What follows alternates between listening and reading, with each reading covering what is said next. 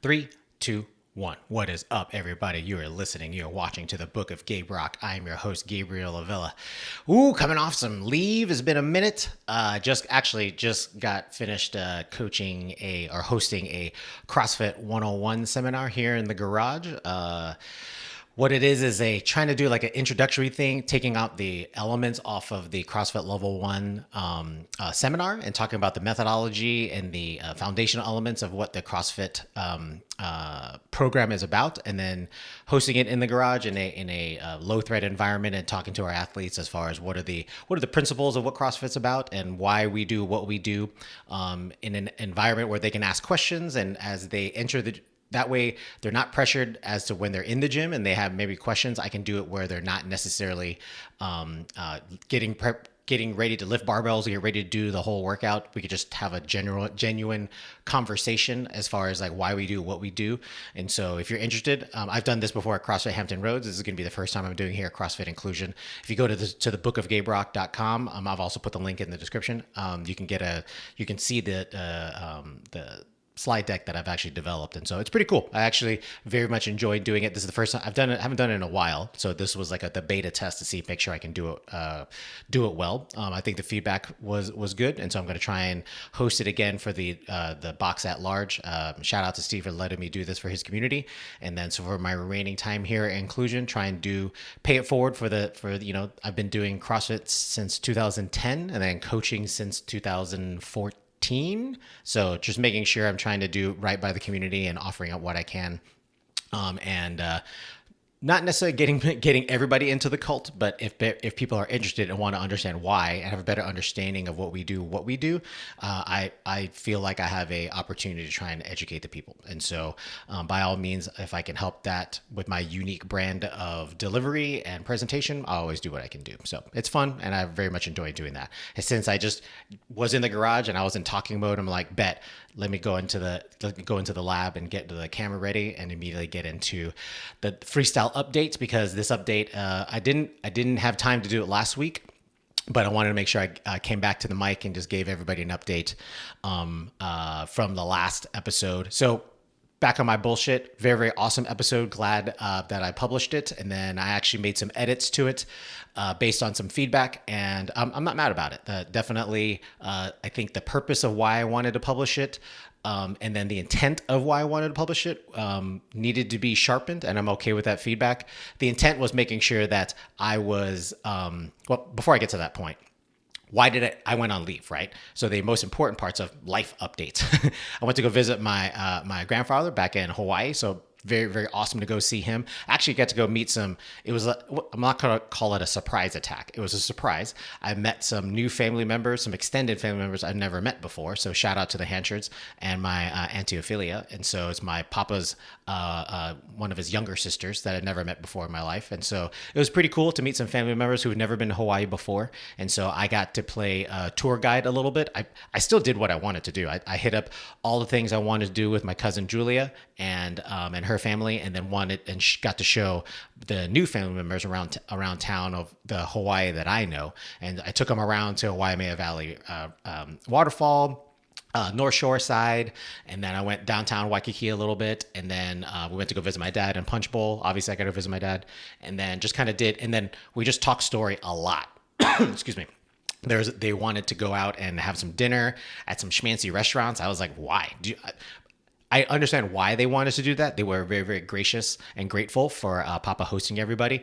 And so they wanted to take us out to dinner. I was like, you guys don't know about the backyard, though. And you also don't know that Papa's going to be a cooking maniac. And so he was cooking a lot of food for us, and it was really, really cool. So, but the patio is amazing. And so you guys didn't know about that. So we ended up just doing lots of family dinners in the house and just hanging out, talking story. That was amazing. Totally reset.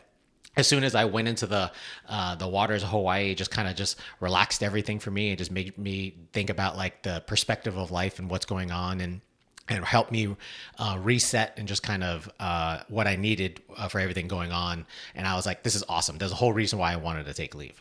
And so very, very good first leg of leave. And then second leg, went to go visit our mom in Vegas. And so stayed downtown the whole time, down at Fremont Street. Never been that. I mean, I've visited there before. I've never stayed down there before. Pretty dope. Definitely a different experience than staying down in the strip where I normally stay.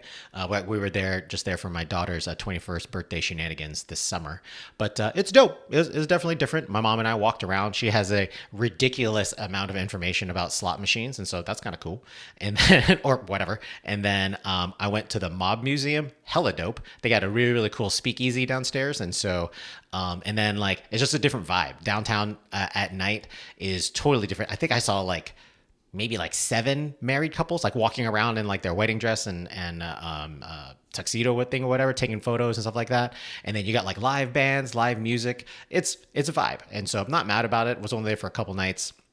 Came back home and then slowly but surely got back into work. And then all of a sudden realized that May the 4th was upon us. And I was like, wait, hold on. Is that on a Monday? It is on a Monday.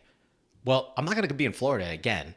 And this is the last time I'm going to be here near Disney for May the 4th. And so let me go ahead and run this. And so a command decision, decided to go hit up May the 4th at Galaxy's Edge at Hollywood Studios. So I got my merch. I'm not going to bring it. I should have actually got it. I got a holocron and the Android bucket head C3PO. It's pretty dope.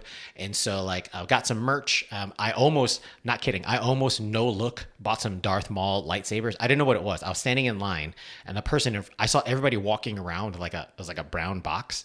And then the person in front of me, the register person, she kept on going down. Is anybody buying lightsabers? The guy in front of me just rose his hand. And then she's like, what can I get you? Darth Maul? Yes. Like she forward asked Darth Maul because I didn't realize it was a limited edition one. And he goes, yes. And then I'm like, I have my hands full of a holocron and kyber crystals and other stuff that I want. And I'm looking around and I see other people walking around with the same box. And I'm like, am I buying this? I might buy this right now. I almost did. No look. I didn't know it was a Darth Maul. I just know it was a lightsaber thing. I didn't buy it, although I do regret it. Like 7.09% regret not buying it. But I'm not a huge Darth Maul fan, but I'm not mad. It is a really cool design. And so like that I almost bought those things, but I didn't regardless. And so came home with my merch. And so it's been a really, really cool in between the last episode and now this update. A lot of cool family stuff going on. So I got, in addition to May the 4th, we actually got my PCS orders and secured our house in San Antonio. Crazy. And so like the PCS and getting ready for the next chapter is in full effect. And so we're going to start slowly but surely I'm going to attempt to do a partial Diddy move. And so I'm going to prepare all of the most important things and move all of that myself, which includes my weights, my Legos, my comic books, obviously the most valuable things. And then the movers will take all the awkward stuff. And then we will slowly but surely start to build out, will more than likely be at least the last PCS for us in the Air Force. We'll see exactly how the rest of the chapters of the Air Force story remain for us, but definitely looking forward to, well, I'm not looking forward to moving, but like the getting ready for it, it'll be fast and furious. And time keeps on moving forward. We're already going to be moving into the May. Benjamin comes home next week, and so we got it ready for that. And so life on the Avila side is very, very exciting and just positive all around. So really good positive life update. So getting back to some of the content of my last episode, back on my bullshit. So I did make some edits there based on some feedback, and the intent of that article still though stands strong as far as me just kind of understanding like who I am as a leader and why I needed to understand that I need to stay true to myself and recognize that no matter what's going on, it matters, doesn't matter. I know who I was raised to be as a leader, and I'm going to make sure that I stay true to that. And in the end, that was the stuff that I spoke to my family members about, spoke with some close personal friends, and it was important. And to make sure that I am understanding where I'm at in my movie and being comfortable with that, no matter what the consequences are. And I don't think I don't know if there's going to be consequences, to be honest. And the idea of just making sure that I'm still a good teammate, and I think everybody understands that I am a good teammate, it was my intent malicious? By no means. And by the time I got back to work and everybody understood after we could talk, I had no malicious intent. My intent was to say that I'm still here. I'm still here to be a good teammate. I'm still going to be here to be a good airman, because that's what I need to be for my airmen. And I'm be a good leader. And so I'm going to continue to do that. I'm not spiteful by any means. I'm going to focus on being a good airman. That's all I can do. And then even going forward into my next job, I'm looking forward to being a good teammate. I don't think I'm not professing this to try and fix or change anything. I have no idea what I'm landing into, to be honest. I'm looking forward to going back to more of just my community, while my current job has a cyber, huge cyber emphasis. That is not the primary mission, right? But my next job is wholeheartedly is going to be of the cyber community. So I'm looking forward to joining that. And then I'm going to be hopefully actually, it does not matter to me what is going to be the size and scope of my responsibility, because I don't care. I just want to be a good teammate. It could be, you could make our directorate like the deputy snacko. We're going to be the best snack bar in the freaking Air Force. We're just going to be good teammates. That's the only thing I'm worried about. And then whatever our responsibility is, being good contributors, I'm just a huge advocate for being good teammates, because that's just how I was raised. I don't need to be building any kingdoms or changing anything for the sake of change. I just want to make sure our team understands our roles. Does it make sense organizationally? Like I'm not a big fan where our people have too many Bobs that they answer to. Hopefully the chain of command makes sense and is clear and concise. If we can have some conversations, I can offer some advice based on my experiences and be at the adult table and give some recommendations. I will try and do that. But at the end, I salute smartly and make sure that we carry our leadership's vision forward and execute violently. And so it's going to be good. I'm looking forward to looking forward to the next chapter, but also closing out this chapter strong. I have, maybe 2 months left here. A lot of good teammates I'm looking forward to still working with. And we have a lot of good stuff. I owe it also to making sure I transition to my successor smartly. So I want to make sure I set him up for success. That I would not be a good wingman if I didn't. And just making sure I use my time wisely. I have still use any kind of moment. I was just having a conversation yesterday with the captain, trying to explain, like, he was asking questions about how some of our OPBs are written, how I'm going to write some stories in my next couple articles, as far as telling your story through your evaluations, and as far as like what are your how telling a story is important depending on what your goals are as far as careers, and how we do that smartly.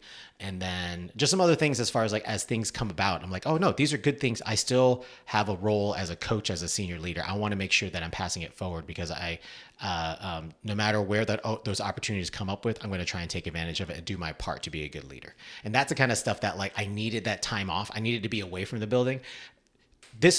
The last 6-8 months, I've not gone TDY. And I think that actually meant that was part of the calculus, because I wasn't TDY at all. I didn't get a break from work. So finally, when I did get a break from work, it was very, very well worth it. Just kind of resetting my perspective and just walking away from a little bit, coming back fresh, ready to rock, looking forward to contributing to the mission. Whatever the real world operations going on, our unit has a very, very important mission to support. And so looking forward to contributing to that.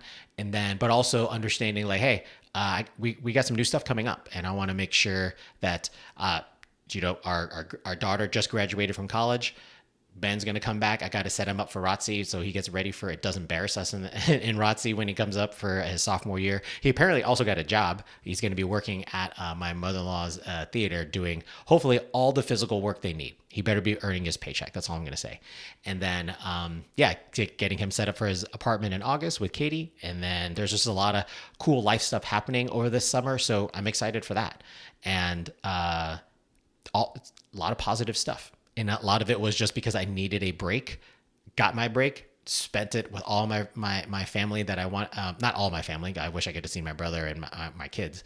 But that idea of just getting a break from everything and coming back to the grind and be like, all right, let's get it.